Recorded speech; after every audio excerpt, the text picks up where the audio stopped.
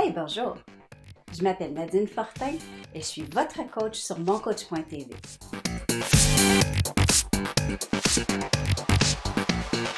Bonjour et bienvenue à cet épisode de Leader Résilient. Aujourd'hui, on accueille mon ami Jean-Luc Penning. Bonjour Jean-Luc.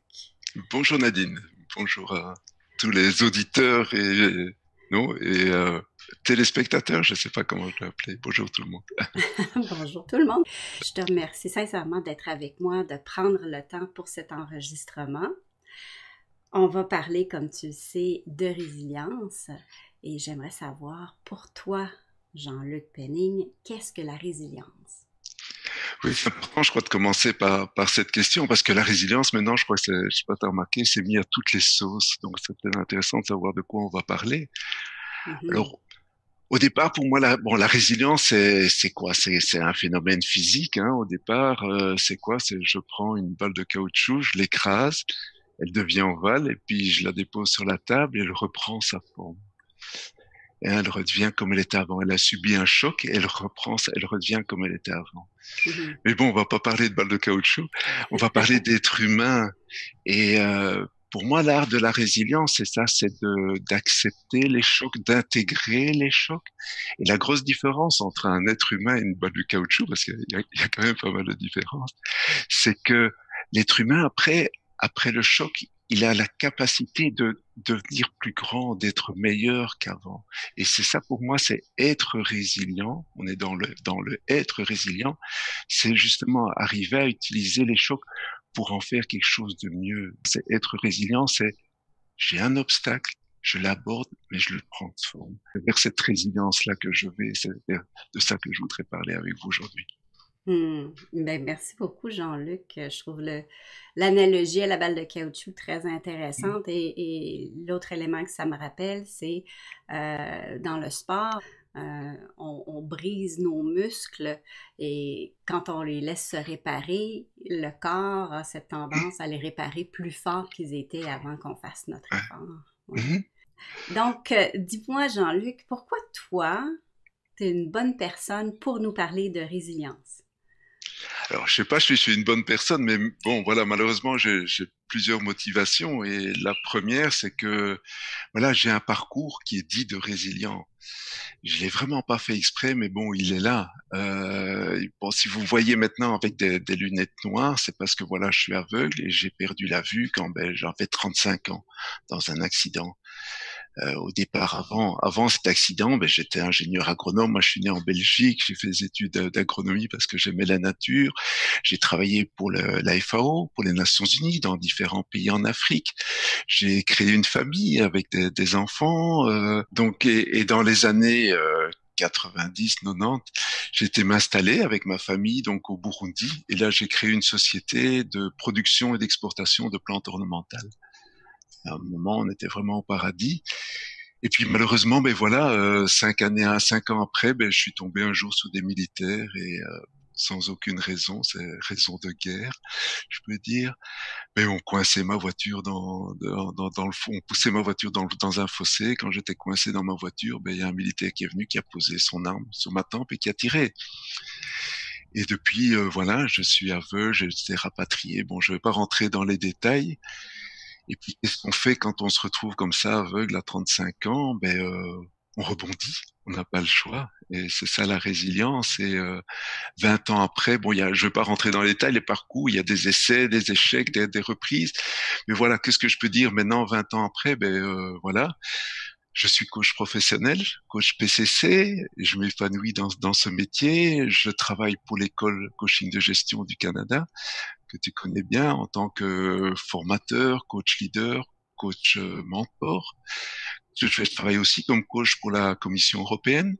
J'ai Mhm. travaillé aussi pour un organisme qui s'appelle l'Œuvre nationale des aveugles, où je fais du OK. coaching de groupe avec des gens donc qui sont handicapés aussi pour cette œuvre nationale des aveugles. Mhm. Qu'est-ce que je fais? Je m'occupe aussi, avec des amis, on a créé une ONG qui s'occupe au Burundi de développement par la culture, par différentes activités. Quelque chose dont je suis très fier et je peux l'annoncer, j'ai lancé une activité qui s'appelle Donne à voir et qui a permis d'ouvrir cette année-ci les premières écoles secondaires à destination d'enfants handicapés de la vue du Burundi. Wow. Et alors, cerise sur le gâteau, bon, en plus, oui, je fais du tai chi chuan aussi, c'est des choses, voilà, nouvelles pour les personnes handicapées. Et Oh. alors, cerise sur le gâteau, c'est que il y a quelques années, ben voilà, j'ai écrit un scénario de film et je suis maintenant devenu presque scénariste de film. Je travaille sur un long métrage. Pourquoi? Wow. Parce que il y a quelques années, donc j'ai même donc j'ai écrit un scénario d'un court métrage qui a été tourné au Burundi et qui a bien été nominé aux Oscars en 2011. Donc voilà, en 2011 j'étais sur le tapis rouge des Oscars à Hollywood. La vie est vraiment étonnante et fait de rebondissements dans tous les sens et voilà, oui. Wow, c'est vraiment un parcours très intéressant, très inusité. Quoi d'autre, Jean-Luc? Alors, ben oui, c'est motivant parce que moi aussi quelque chose, je me suis rendu compte et il suffit par exemple de fréquenter des personnes handicapées, des jeunes handicapés pour se rendre compte que dans la résilience, il y a plein de choses positives. Discute avec des gens handicapés, tu verras, ils sont positifs, ils veulent avancer, ils ont des amis, ils ont des projets. Et puis après, et compare 20 jours dans une boîte de nuit où tu vas trouver les gens qui ont tout, des jeunes qui ont tout ce qu'il faut et ils parlent de quoi? De drogue, de no future, y a rien, c'est le vide. Donc, pour moi, il y a une force dans la résilience. C'est quelque chose vraiment de très positif. Et ça vaut la Mhm. peine d'aller voir ce que c'est la résilience. Ça, c'est aussi quelque chose qui me motive. Et une autre motivation qui me paraît importante, c'est se dire que, mais oui, on parle beaucoup de résilience maintenant. Moi, c'est un mot qui, à 30 ans, j'avais jamais entendu. Et Mhm. maintenant, tout est à résilience. L'économie, la résilience, la politique de la résilience, Mhm. on voit tout est à la résilience. Pourquoi? Parce qu'on est dans un monde qui bouge tellement, qui change, qui a tellement d'imprévus qu'on maîtrise plus rien. Et la Mhm. résilience a pris une place très très importante qui me paraît fondamentale. Il peut aller très loin, qui peut s'appliquer aux leaders. La dernière motivation, c'est évidemment, c'est toi Nadine qui vient voir, qui vient me titiller, et me dit tiens, mais Jean-Luc, est-ce que tu t'adresserais aux leaders et tu parlerais de résilience et je crois que oui, c'est important parce que c'est un beau défi d'abord, et puis je me rends compte ici, même à la Commission européenne, on exige des cadres qui aient des compétences de résilience. Donc c'est Mhm. vraiment quelque chose d'important, qui est devenu fondamental. Il y a tellement d'imprévus dans la vie, il y a tellement de choses que oui, oui, il faut parler de la résilience. Oui, c'est un outil qui peut être fort et important. Mhm. En premier. Tu parlais de la résilience qu'on entend partout, mais effectivement, on reçoit des coups de partout. Donc, on a cette capacité où on a ce besoin d'être capable de rebondir à ces coups un peu partout qui viennent nous Il y a frapper. un besoin, tu sais, je fais des Mhm. conférences, ça j'ai pas dit aussi, mais bon, je fais des conférences autour de mon film, autour de mon parcours. J'ai des jeunes, chaque fois qu'ils viennent me voir parce que ça leur parle, on leur a dit, tiens, il y a un chemin tout droit pour ta carrière, un chemin, et c'est fini ça. Et ils sont dans l'inconnu et ils sont mal à l'aise avec ça. Donc, leur parler résilient, leur dire, oui, tu vas rebondir, oui, tu vas sortir quelque chose. Je sais pas quoi, mais tu vas sortir quelque chose. C'est important, c'est très important pour eux. Mhm. On leur dit, un leader qui dit ça aussi à ses collègues, les gens qui sont, on va rebondir. Ouf, je crois que ça peut être très, très, très fort, très important. Oui, c'est porteur pour une équipe de dire on rebondit, puis on va trouver des façons de rebondir et Mhm. tous ensemble. On est Tout dans le ça. même bateau. On rebondit Mhm. tous ensemble. Mm. Ouais. Donc, dans ton parcours inusité, ton parcours qui a reçu des, des, des coups qui t'ont envoyé dans une direction, qui t'ont fait rebondir dans une direction que tu n'avais pas anticipée, qu'est-ce que tu as appris de tes expériences et qui pourrait servir à ces leaders de qui on s'attend d'une résilience? Mhm.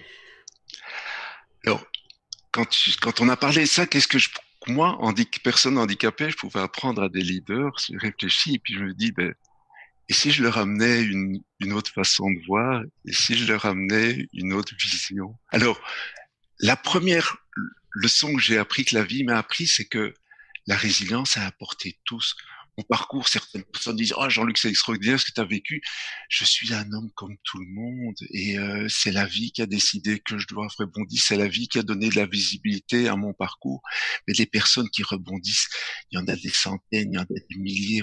La résilience, tout le monde là, tout le monde a ça en soi. C'est juste avoir confiance et dire, je vais y aller. Et on passe par des moments difficiles, des moments de blues, mais il y a moyen. Donc ça, c'est, Mhm. je crois, très important. C'est à la portée de tout le monde. C'est pas quelque chose d'extraordinaire. Il faut pas être Superman pour être résilient. Au contraire. C'est vrai, Jean-Luc, ce que tu dis. Et quand on n'a pas de handicap apparent, Mhm. on a tendance à parler aux personnes qui ont un handicap plus visible ou plus apparent et reconnaître leur courage de faire Mhm. face à ces situations, alors que pour eux, c'est oui, il y a eu des moments de courage pour rebondir, mais aujourd'hui, ben, c'est comme ça, c'est leur vie. Ils ont intégré et ils continuent. Alors, là, tu abordes déjà le point suivant qui me paraît important. C'est quand on se trouve devant un obstacle, Mhm. c'est l'humilité. Nous sommes impuissants et que ce soit devant et attention, quand je parle obstacle, c'est pas forcément l'obstacle de recevoir une balle dans la tête. C'est ben tiens, j'ai une réunion importante, je trouve plus mes clés de voiture. Mais oui, mais ça peut Mhm. être ça. Ça peut être ah tiens, j'ai besoin de mon collègue, ah il est absent aujourd'hui. Et c'est peut-être des petites choses de la vie, mais c'est des obstacles. Et et là, pourquoi pas se dire, OK, oui, je suis impuissant. Oui, je n'ai pas tous les outils pour dépasser ces difficultés. Et alors, et ça rejoint tout à fait ce que tu dis, c'est que c'est regarder sa faiblesse. Moi, j'ai une chance, c'est que ma faiblesse, elle est sur mon visage. Et donc, quand je rencontre quelqu'un, ben, elle est là et ça se discute pas. On met pas en question Mhm. mon handicap, quoique parfois il y a des gens qui le font.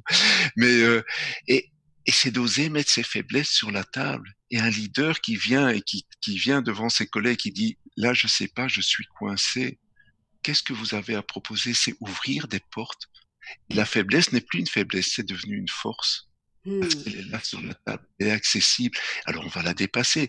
Tandis que quelqu'un qui la cacherait, qui veut jouer au Superman justement, qu'est-ce qu'il fait? Il cache la faiblesse. Et quoi? Et alors on n'aborde pas le vrai problème et on passe à côté. Donc, Mhm. l'humilité, pour moi, c'est une force très très importante. Et oui, on est Ouais. impuissant. Et oui, on s'arrête. Et oui, on respire. Et on cherche des solutions après. Mhm. C'est un atout.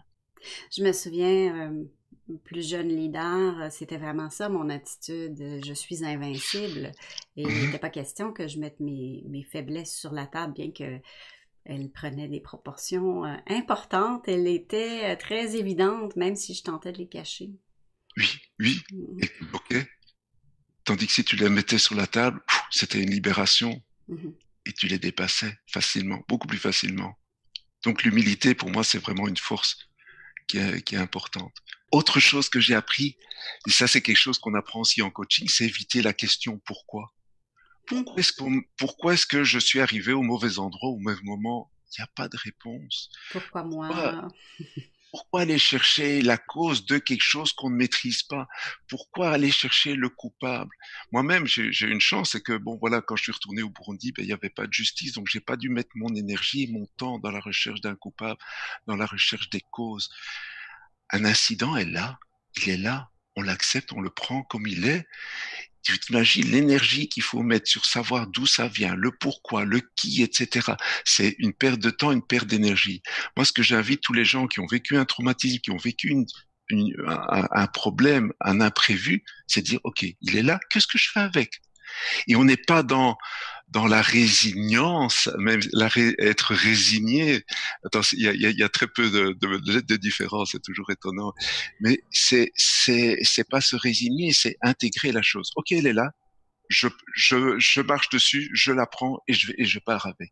Hmm. Et ça, je crois que c'est très très important de vraiment, oui, d'arrêter de pas mettre de l'énergie, du temps dans le pourquoi. Mhm. Et Mais surtout, j'imagine quand même qu'il y a un moment à prendre et bon, dépendant si c'est très sérieux ou si c'est une banalité du quotidien, ben, il y a un moment où on doit prendre le temps de retrouver un point de repère avant de se relancer vers l'avant, non? ça, c'est autre chose. Ça, le point de repère, c'est chercher soi. Qu'est-ce que j'ai, moi, dans mes tripes? Qu'est-ce Ouais, que j'ai qui va me permettre d'avancer? Mais le pourquoi l'incident, l'imprévu, par définition, dans 90% des cas, il est de l'extérieur. Donc, on ne le ouais, maîtrise pas. Donc, il est là, il est là, ok. il est là. J'aime bien une citation qui dit, voilà, soit les problèmes ont une solution et donc ce ne sera bientôt plus un problème, soit ils n'ont pas de solution, donc ce n'est pas un problème. Bon, C'est un oui, état. c'est Ok, vrai. prenons les choses comme elles sont. Arrêtons de mettre de l'énergie dans le pourquoi. Ça me OK. paraît important. Un autre outil que j'ai appris avec grand plaisir, c'est que les outils qu'on apprend, le coaching, un coach pour moi a tous les outils. Moi, je travaille avec des gens qui ont vécu des traumatismes. Le coach a tous les outils pour dépasser, utiliser ça. Donc, j'invite les leaders, n'hésitez pas à utiliser les outils du coach ou à travailler avec un coach. Parce que pour moi, c'est ça l'approche coach. C'est, je prends la chose comme elle est et je vais et j'avance. Mhm, Et quelque chose de très, très important que j'ai appris aussi en coaching, que j'avais en moi, mais que j'ai développé grâce au coaching, c'est accepter les émotions, les accueillir, les émotions. ouais. Sentez-vous les leaders à l'aise d'accueillir votre collègue qui en a marre, qui a envie de tout casser. L'autre jour, j'entendais une entreprise où on parlait que les travailleurs allaient pleurer dans les toilettes. Enfin, c'est Mm, horrible. Non, accueillez votre ouvrier, votre collaborateur qui en a marre, qui a le blues. Ça rapproche et c'est fort parce que l'émotion parle, il y a quelque chose derrière. C'est pas juste une faiblesse, c'est un message qui est très, mhm, très important. Pour moi, un leader qui va accepter les émotions de ses travailleurs, c'est fort, ça ouais. rapproche, ça rend, et ça permet aussi d'aborder les problèmes. Tout à l'heure, je parlais d'aborder les faiblesses. C'est de prendre la faiblesse ou est-ce que c'est une faiblesse d'avoir des émotions? Ça, on peut en discuter. C'est de l'accepter et d'en faire quelque chose. Et je crois que c'est Mhm. très important. Dans les Ben, émotions, faut pas oublier qu'il y a la tristesse, il y a le coup de blues, mais il y a aussi la joie, il y a le plaisir et l'accueillir aussi, c'est très important. ouais.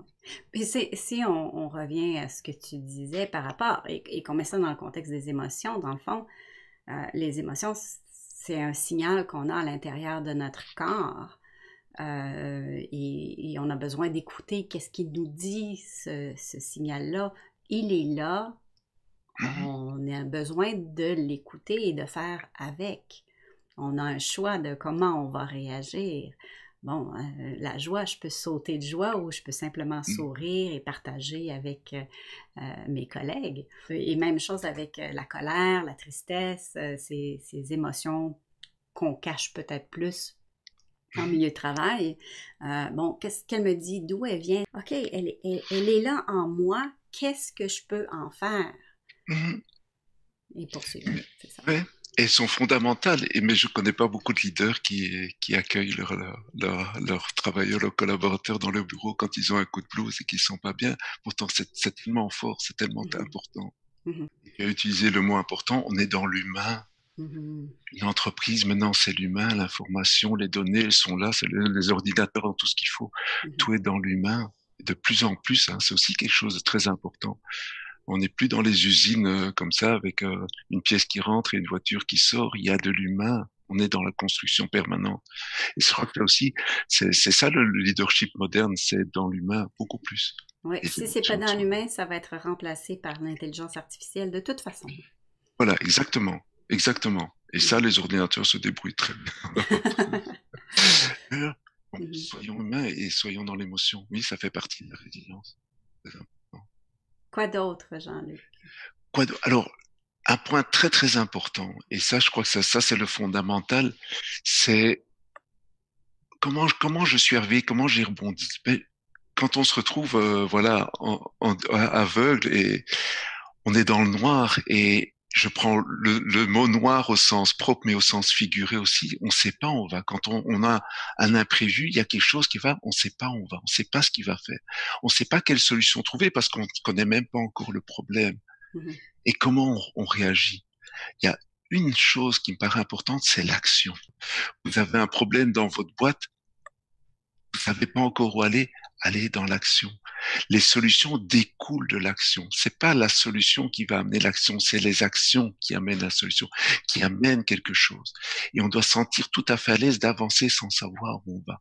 Mhm. Moi, j'aime prendre cet exemple, et il y en a des dizaines comme ça. Il y a l'exemple que j'ai vécu, c'est que comment ça se fait que mon film m'a été aux Oscars, c'est parce que un jour, j'ai eu l'opportunité d'écrire un scénario. Je Ouais. me suis amusé à l'écrire. Et puis, j'ai rencontré un type sympa, Ivan Goldschmidt, qui a dit, ben, on tourne, on a tourné. Et puis, on s'est retrouvé aux Oscars. Si je m'étais dit, ouais, Jean-Luc, t'as jamais écrit de scénario, mais tu vas écrire un qui va aux Oscars, je serai encore là sur mon papier à calculer, à peser chaque mot. Et ça, des exemples comme ça, il y en a des dizaines. Je dirais même, c'est la majorité. J'avais parlé la fois passée de Steve Jobs. Est-ce que Steve Jobs, quand il a pris un ordinateur en main, il s'est dit, je vais prendre une grande boîte d'ordinateurs?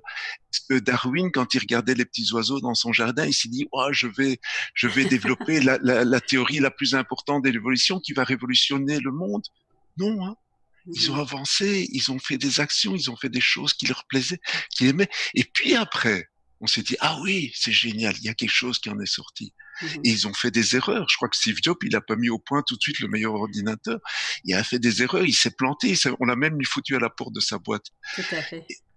Et donc, voilà, donc, c'est l'action qui amène les choses. C'est l'action qui donne du sens. C'est l'action qui amène à se tenir debout. Donc, moi, j'invite vraiment à accueillir les actions. Les faire venir. Et on verra bien où elles vont mener. Ça, je crois que c'est fondamental. Ça, c'est vraiment là. Et c'est ça, être résilient. Il y a un problème, il y a quelque chose qui va pas, on va faire quelque chose. Est-ce que ça va marcher? Je vous le dirai dans 15 jours, je vous le dirai dans un mois, je vous le dirai dans un an. Mais on va le faire. On va le faire.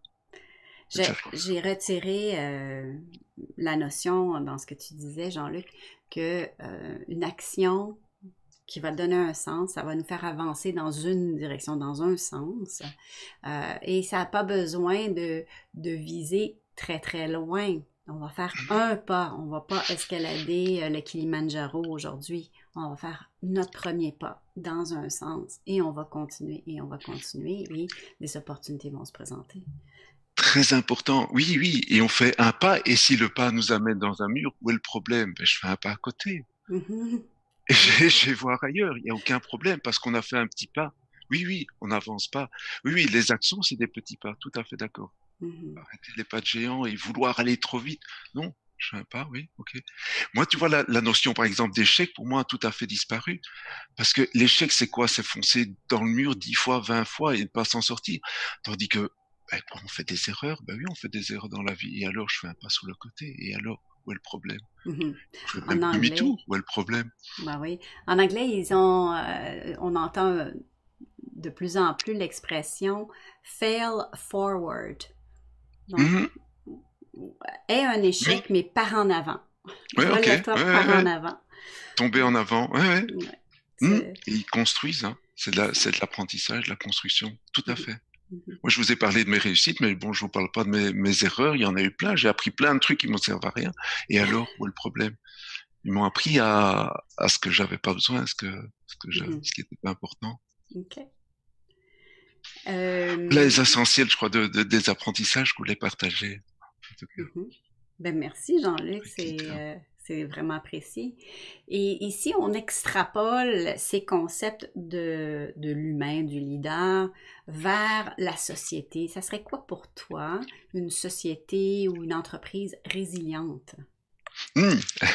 Alors là, c'est super parce que tu m'as ouvert pas mal de portes avec ces réflexions. D'abord, un truc que j'ai découvert tout à l'heure, en fait, j'aime bien, on dit une société, une entreprise. C'est au féminin. Ça, c'est quelque chose, un concept, et j'aime bien cette idée de venir avec autre chose, un autre genre. Alors, j'ai arrivé à une idée, en fait. Moi, j'avais une SPRL. Hein, vous connaissez tous les SPRL, ce qu'on appelle société de personnes à responsabilité limitée ou alors société privée. Enfin, peu importe ce qu'on met derrière le P. Je me suis dit, si on changeait le concept, si on allait vers des SPRI, et tu as bien remarqué, Nadine, ça fait esprit, je trouve, ça sonne bien. Et c'est quoi une SPRI? C'est une société de personnes à résilience illimitée. Wow. C'est vraiment, j'en ai des frissons, Jean-Luc, quand tu le dis. Hein? Quand est-ce qu'on en lance une, Nadine? Oui, mais je pense que tu en as déjà lancé plusieurs. Ah, peut-être, oui, c'est vrai, oui, le concept, il n'était pas sur le papier, mais il était dans ma tête sans le vouloir.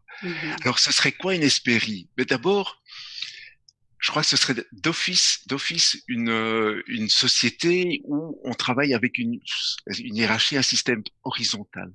Et quand je dis horizontal, c'est quoi? C'est tout le monde ensemble, que ce soit le patron. Dans l'horizontal, il y a l'ouvrier, il y a le gardien du parking, il y a la femme d'ouvrage, il y a tout le monde. Parce que quand on est devant des inconnus, devant des imprévus, il faut une façon différente de réfléchir, il faut d'autres esprits. Donc pour moi, ce serait vraiment une société où tout le monde est impliqué.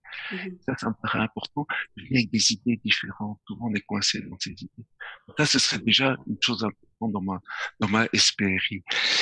Euh, Quelque chose d'important, pour moi, c'est vraiment dans cet esprit, je ferai la réunion, hein, on connaît toute la réunion de planification le lundi matin, et dans ma réunion de planification, je dirais, OK, qu'est-ce qu'on a rencontré comme obstacle la semaine passée ou avant, et qu'est-ce qu'on en a fait?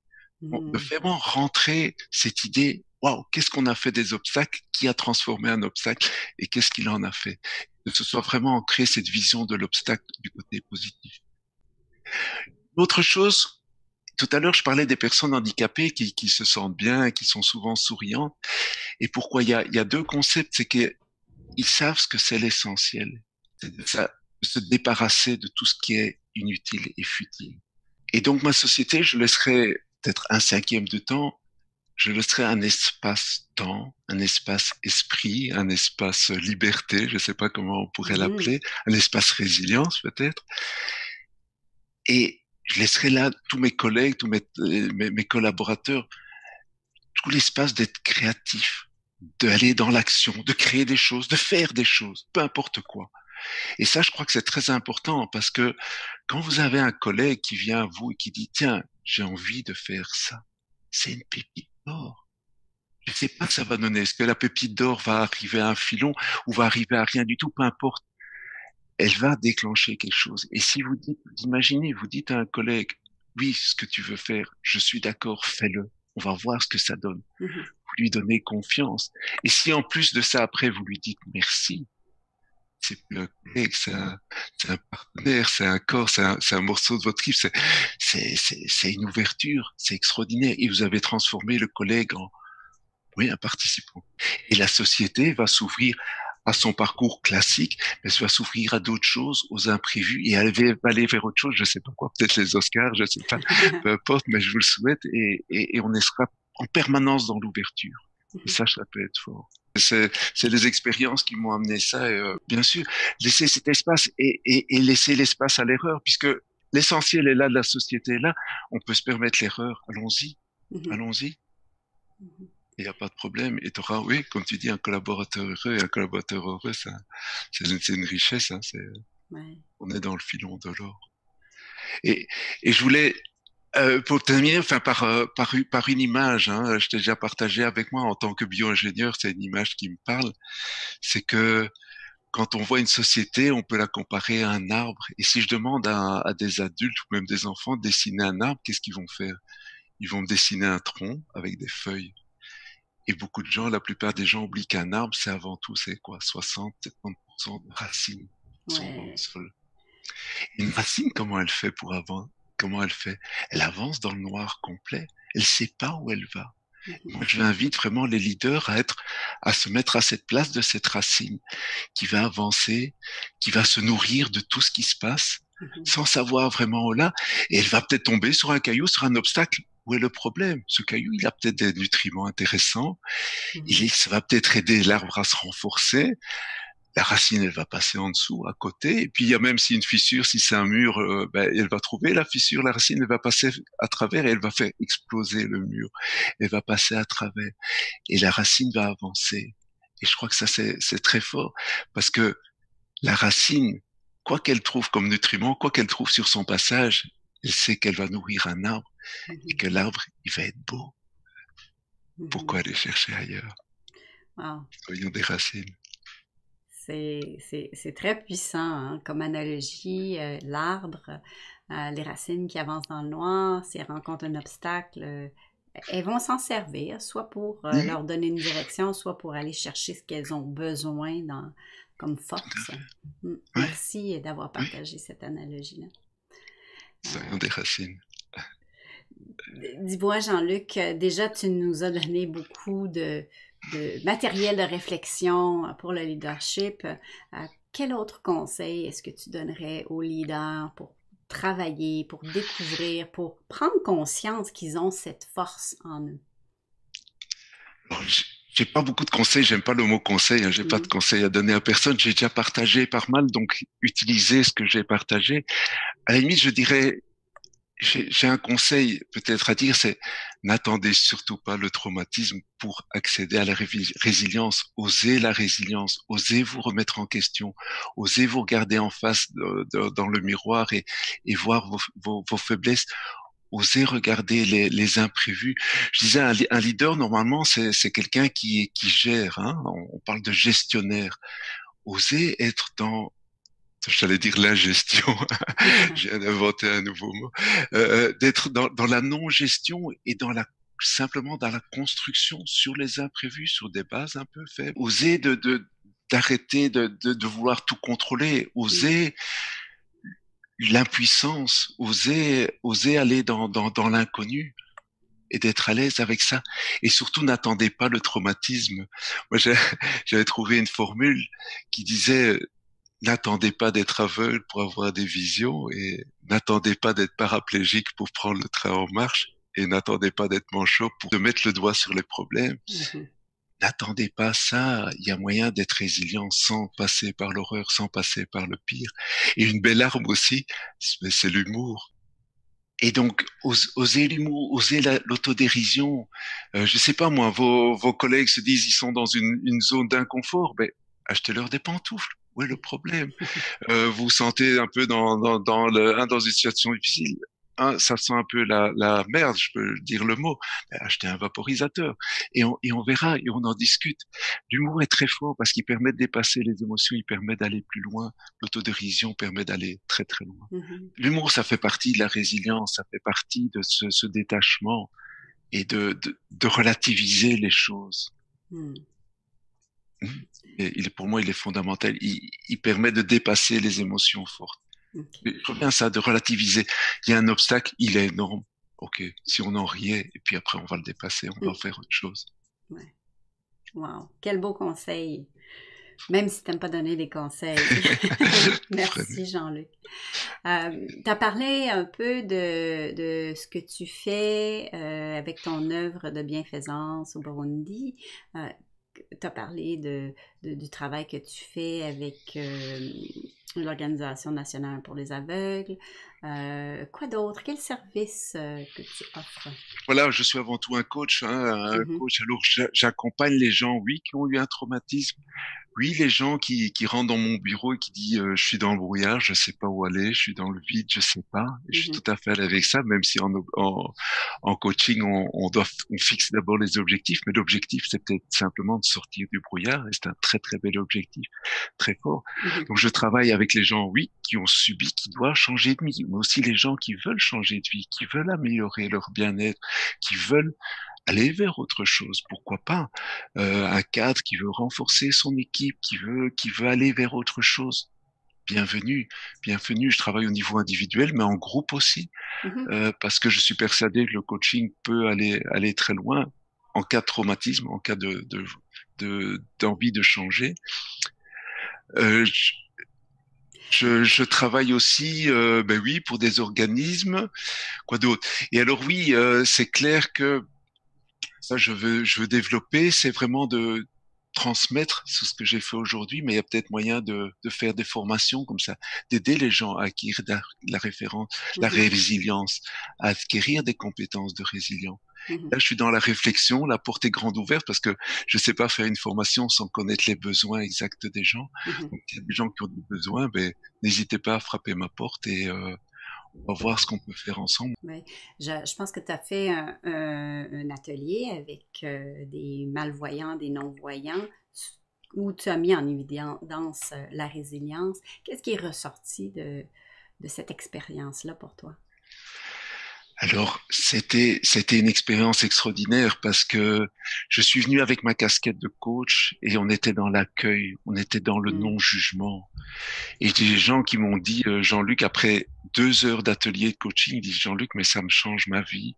J'étais avec Wow. une assistante sociale qui travaillait depuis 2 ans avec les gens qui étaient autour de la table et qui me disait, mais Jean-Luc, en 4 heures d'atelier, j'ai appris plus sur eux qu'en 2 ans de travail avec eux.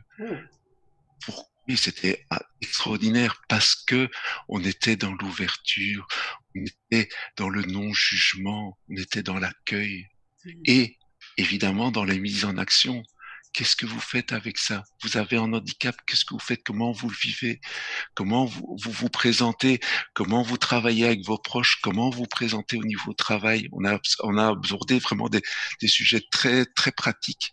Mm. Si demain je pouvais trouver la vie, je signe tout de suite.